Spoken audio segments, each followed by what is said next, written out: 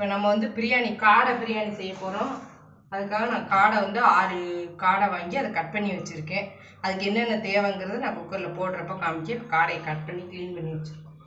நல்லெண்ணெய் ஒரு புளிக்கரண்டி ஊற்றிக்கோங்க. நல்லெண்ணெய் எண்ணெய் காஞ்சதும் தாளிக்கிறதுக்கு ஒரு கிராம்பு, பட்டை, 2 ஏலக்காய், கொஞ்சம் பெருஞ்சீரகம், 2 கிராம்பு,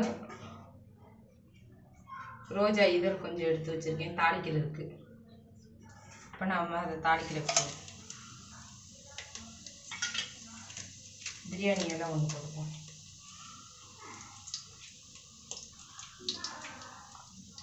வெங்காயம்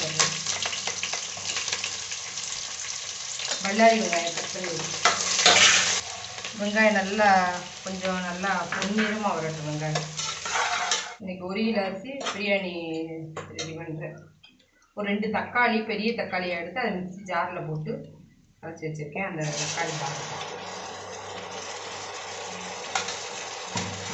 அதில் ஒரு கை மல்லி இலை போட்டுக்கோங்க.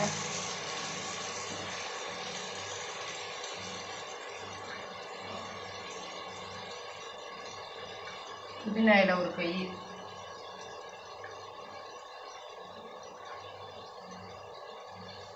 நான் வந்து இது சின்ன வெங்காயம் ஒரு 10 வெங்காயம், கொஞ்சம் பெருஞ்சீரகம், ஒரு 4 பச்சை மிளகாய் போட்டு மிக்சியில் போட்டு அரைச்சி வச்சுருக்கேன். அந்த விழுதை சேர்த்துக்கு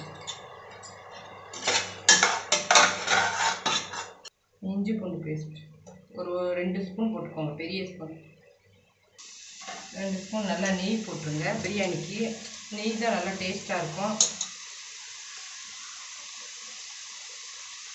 ஒரு 2 ஸ்பூன் பெரிய ஸ்பூனுக்கு நெய் போட்டு வத்தல் பொடி ஒரு 1.5 ஸ்பூன் போட்டிருக்கேன். காரத்தக்கனை பத்தலைன்னா பார்த்துட்டு கொஞ்சம் போட்டுக்கலாம்.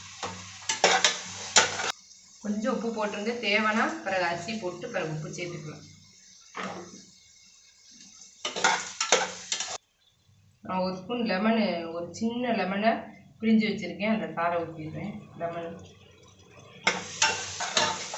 இப்போ நம்ம கழுவி வச்சுருக்க காடையை போட்டு நல்லா மசாலாவில் காடையை போட்டு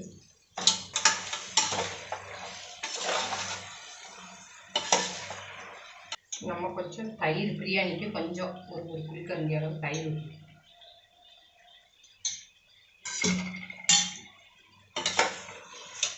எவ்வளோ காரமோ அந்த காரம் தக்கனை போட்டு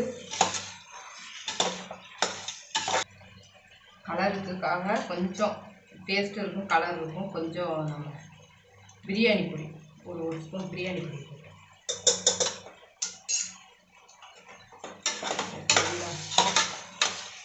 அதுக்கு காடையை ஒரு 10 நிமிஷம் இந்த பேஸ்ட்டு நல்லா வேகட்டும்.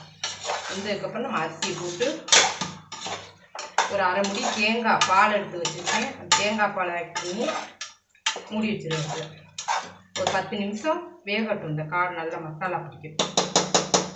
தேவைக்கு தக்கன காரம் போட்டுக்கோங்க.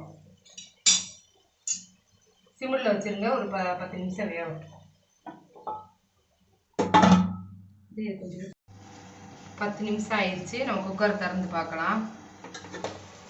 இந்த 4 காடை வந்து நல்லா எண்ணெயாக இருக்குது. நான் இப்போ ஒரு அரை முடி தேங்காயை பால் எடுத்து வச்சுருக்கேன். நான் அரிசி வந்து இந்த இதுக்கு வந்து 5 வச்சுருக்கேன். பால் எவ்வளோ இருக்கோ அது போக மிச்சம் இருக்குது. தண்ணி ஊற்றிக்கிறேன்.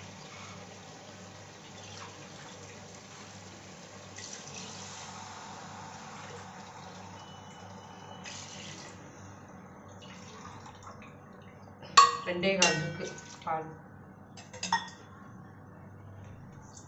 இந்த இதுக்கு வந்து நான் 5 எடுத்திருக்கேன். 7 ஊற்றிருக்கேன் தண்ணி. அரிசியை ஒரு அரை மணி நேரத்துக்கு முன்னே ஊற வச்சுருக்கேன். ஆனால் தான் பொழு பொழுன்னு இருக்கும் பிரியாணி. 7 இது ஊற்றிருக்கேன் நான் தண்ணி. தண்ணி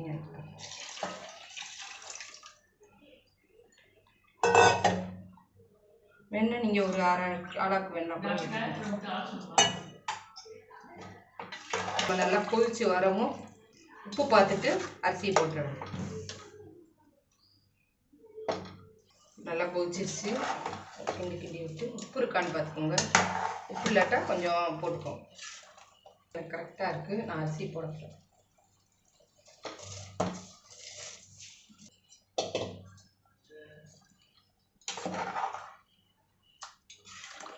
இப்போ மூடி வச்சுருங்க. ஒரு விசில் அடிக்கணும். திறந்து நம்ம வச்சு